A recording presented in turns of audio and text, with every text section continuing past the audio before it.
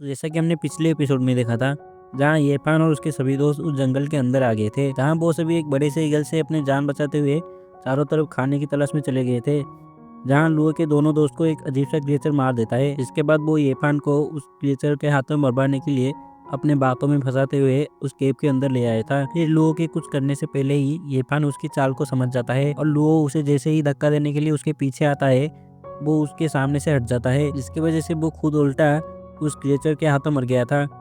जहाँ पे वो क्रिएचर उस केव से निकलते हुए येपान और उसके सभी दोस्तों को मारने के लिए उनके पीछे पड़ गया था। फिर एपिसोड 6 के स्टार्टिंग में हमें दिखाया जाता है जहाँ पे येपान और उसके सभी दोस्त भागते हुए एक खुली जगह पे आ गए थे। तभी वो अपने पीछे देखते हैं कि जहाँ पे वो क्रिएचर रुक गया था। इसके बाद जैसे ही उनके बॉडी के ऊपर सन की लाइट पड़ती है, उन सबको अपने बॉडी में काफी ज्यादा पेन होने लगता है। इसके बाद वो सभी एक एक करके वहाँ पे बेहोश होकर नीचे गिर जाते हैं। फिर अगले सीन में हमें येपान को दिखाया जाता है जहाँ पे जैसे ही उसको होश आता है तो वो अपने सामने एक छोटे बच्चे को देखता है, जो कि और कोई नहीं पांगबो होता है। जिसे देखते ही येफान काफी हैरानी के साथ उसे पूछने लगता है, पांगबो आखिर तुम इतने छोटे कैसे हो गए? जहाँ पांगबो उसे कहता है, मेरा मजाक उड़ाना छोड़ो, पहले अपने आप को तो देख लो। तभी येफान वहाँ से उठते हुए पानी में अपने आप को देखता है, जहाँ पे वो भी एक छोटा बच्चा बन गया था। जहाँ पांगबो उसे कहता है, पता नहीं कैसे हम सब अचानक से बेबोश हो गए और जैसे ही मुझे होश आया तो मैंने देखा कि हम दोनों छोटे हो गए थे। फिर येफान उसे पूछता है, आखिर ये सब कैसे हुआ?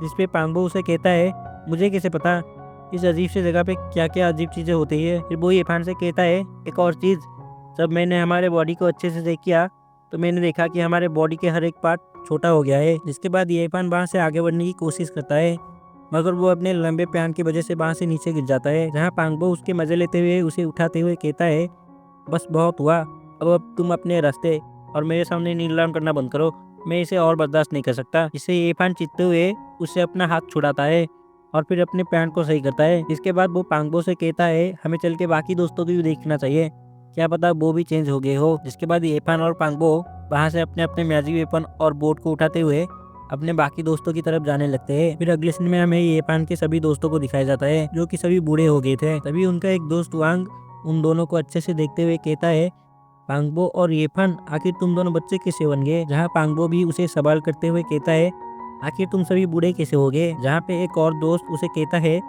अभी अचानक से हम सब बेबस हो गए थे और जैसे ही हमारी आँख खुली तो हम सब ऐसे हो गए थे। फिर येफान उन सभी को देखते हुए जीलिंग और ईई के बारे में पूछता है। तभी वो दोनों वहाँ से उन सभी के पास आ जाते हैं, जहाँ पे उन दोनों के बॉडी को कुछ नहीं हुआ था। जिसे देखते ही शियोमान ईई से पूछती है, ईई आखिर तुम लोग ठीक कैसे हो?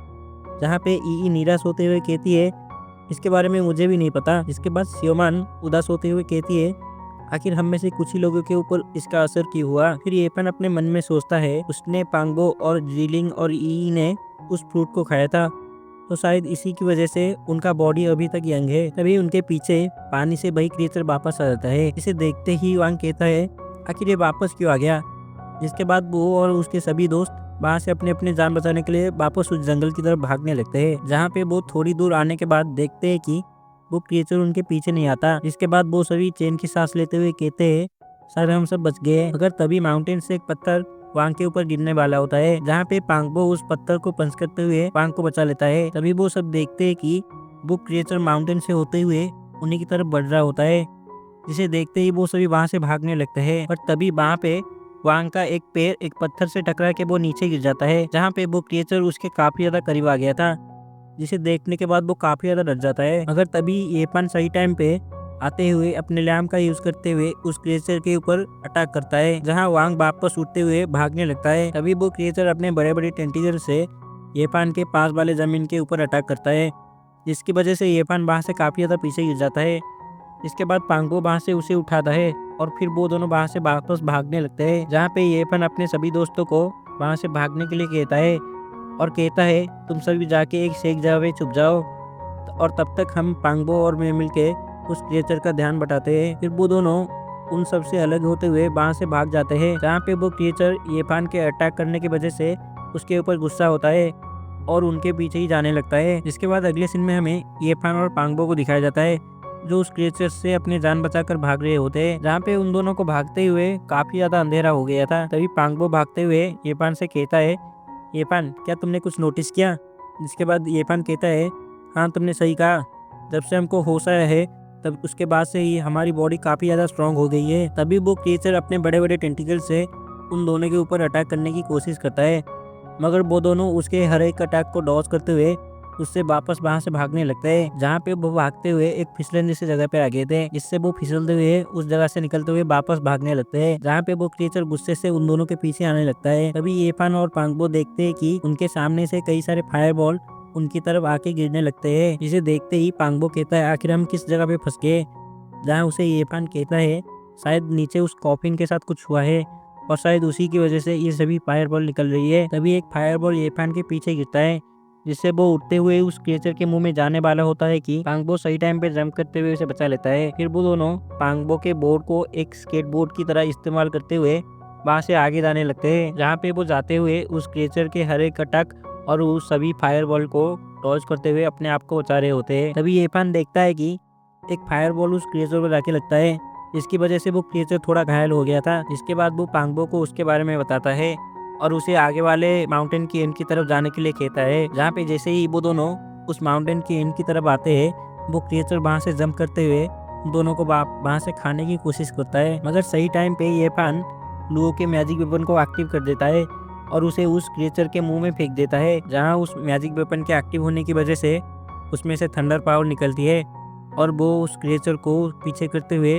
उन सभी फायरबॉल की तरफ ले जाती है। तभी बहुत सारे फायरबॉल उस क्रिएचर के ऊपर गिरते हैं, जिससे वो क्रिएचर जल के राख हो जाता है, जिसे देखते ही पांगबो काफी ज्यादा डर जाता है और तभी एक और फायरबॉल उनके सामने जाके गिरता है, जिसकी इम्पैक्ट की वजह से वो दोनों उड़ते हुए माउंटेन के एंड में जाके गिर जाते हैं। फिर अगले सीन में हमें येपान के सभी दोस्तों को दिखाया जाता है, जो उन दोनों को ढूंढते हुए उस जगह पे आ गए थे, जहाँ उनका एक दोस्त देखता है कि नीचे वहाँ पांगबो का बोर्ड पड़ा था और आसपास की तबाही को देखते हुए उन सबको लगता है कि वो दोनों मर चुके हैं। जिसे देखते ही वांग उदास होते हुए कहता है क्या वो दोनों हमें बचाने के चक्कर में मर गए। जिसे सुनते ही ई उस बोट के पास आकर रोते हुए येफान का नाम लेने लगती है। तभी माउंटेन की एंड से येफान और पांगबो निकलते हैं और उसे बोलता है क्या तुमने अभी अभी मुझे बुलाया। जहाँ उन्हें जिंदा देखते ही उसके सभी दोस्त उनकी फिक्र करते हुए उनकी तरफ जाने लगते हैं और तभी ई रोते हुए येफान से कहती है मुझे तो लगा कि तुम दोनों को कुछ हो गया है। जहाँ पे पांगबो उन सब की मजे लेते हुए कहता है तुम्हारी बात छोड़ो, मैं तो खुद ही डर गया था, पर जैसे कि तुम सब देख सकते हो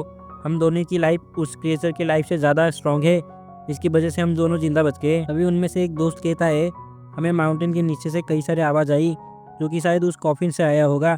जहाँ पांगबो उसे कहता है तुमने सही कहा, येपान ने भी मुझे ऐसा ही बोला था। इसके बाद हमें येपान को दिखाया जाता है जो उन सभी को पीछे आसमान की तरफ देखने के लिए कहता है, जहाँ उनके पीछे एक आसमान में एक चमकती हुई पैलेस होती है, जिसे दूर से देखते ही पांगबो कहता है शायद वो चमकती हुई चीज एक जगह होगी, यहाँ पे किसी का घर नहीं वो शायद एक पैलेस है। फिर अगले सीन में हमें येपान और उसके सभी दोस्तों को दिखाया जाता है तो जहाँ पे उस पैलेस की तरफ आगे बढ़ रहे होते हैं, मगर काफी देर चलने के बाद वो सभी थक जाते हैं क्योंकि वो सब बूढ़े हो चुके थे। जिसके बाद लीन येपान से पूछती है तुम्हें क्या लगता है वहाँ पे जो लोग होंगे हमें क्या वापस नॉर्मल कर पाएंगे। तभी वांग कहता है बस बहुत हुआ, मैं और चल नहीं सकता, बूढ़ा होने की वजह से मेरे कमर में काफ़ी ज़्यादा दर्द हो रहा है और मैं चल नहीं सकता। जहाँ पे एक और दोस्त उसे समझाते हुए कहता है हमें चलते रहना होगा, शायद वो जगह किसी माउंटेन के टॉप पे है और इसी की वजह से वो हमें बादल के ऊपर दिखाई दे रही है, तो हमें रुकना नहीं चाहिए और जल्दी चलना चाहिए। तभी वो दोस्त वहाँ से नीचे गिर जाता है।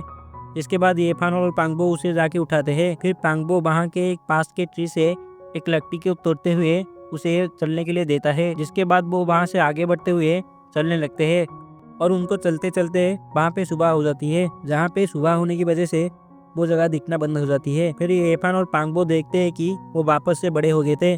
जिसके बाद वो अपने सभी दोस्तों को देखते हैं, जहाँ उनके सभी दोस्त काफ़ी ज़्यादा बूढ़े हो गए थे और जीलिंग और ई की उम्र भी काफ़ी ज़्यादा बढ़ गई थी, जिसकी वजह से वो भी बूढ़े की तरह दिखने लगते हैं। तभी येफान उन सभी को कहता है अगर हम यहाँ से जल्दी नहीं निकले तो हम सभी और भी ज़्यादा बूढ़े हो जाएंगे। जिसपे शेमान उसे कहती है पर हम इतना दूर चलने के बाद उस पैलेस के करीब क्यों नहीं पहुँचे। तभी पांगबो नोटिस करता है कि जिस पेड़ से उसने लकड़ी तोड़ी थी वो सभी उसी जगह पे वापस आ गए थे, जिसे वो येफान को बताता है। इसे सुनते ही येफान कहता है तो ये जगह एक भूल भुलैया जैसी है। जिसके बाद उसे एक पंखुड़ी दिखती है जो हवा में टहल रही थी। जिसके बाद येफान पांगबो को उस पंखुड़ी दिखाते हुए कहता है ये पंखुड़ी पिछली वाली फ्लावर से अलग है, तो ये एक फ्लावर का नहीं हो सकता। तभी वो उस पंखुड़ी को देखते हुए सभी को जल्दी से चलने के लिए कहता है, जहाँ वांग थक कर एक जगह पे लेट गया था और कहता है मैं और नहीं चल सकता, मुझे थोड़ा आराम करना है। फिर येपान और पांगबो उसे वे जाके उठाते हैं और कहते हैं बस थोड़ी देर और, फिर उसके बाद हम थोड़ा आराम कर सकते हैं। जिसके बाद पांगबो उसके साथ चलते हुए उसका मजाक उड़ाते हुए कहता है, वांग तुम काफ़ी ज़्यादा बूढ़े होने के साथ काफ़ी ज़्यादा आलसी हो गए हो। जहाँ वांग उसके बातों से चिढ़ते हुए उसके ऊपर हंसने से उसको मना करता है। फिर अगले सीन में हमें येपान और उसके सभी दोस्तों को दिखाया जाता है जो उस पंखुड़ी को फॉलो करते हुए एक और खुली जगह पे आ गए थे, जहाँ पे येपान सभी को कहता है तो शायद हम बाहर से बाहर आ गए हैं। इसके बाद वो और उसके सभी दोस्त वहाँ से खुश होते हुए आगे बढ़ने लगते हैं, पर तभी वांग को आसमान से एक ओल्ड मैन उड़ते हुए दिखाई देती है, जिससे वो अपने दोस्त से पूछता है क्या मैं मर गया, जो मुझे ये सब अजीब चीज़ें दिखाई दे रही है। जिसके बाद येपान और उसके सभी दोस्त देखते हैं कि वो ओल्ड मैन उड़ते हुए उनके सामने आकर खड़ा हो जाता है, और इसी कमाल के सस्पेंस के साथ हमारा ये एपिसोड खत्म होता है।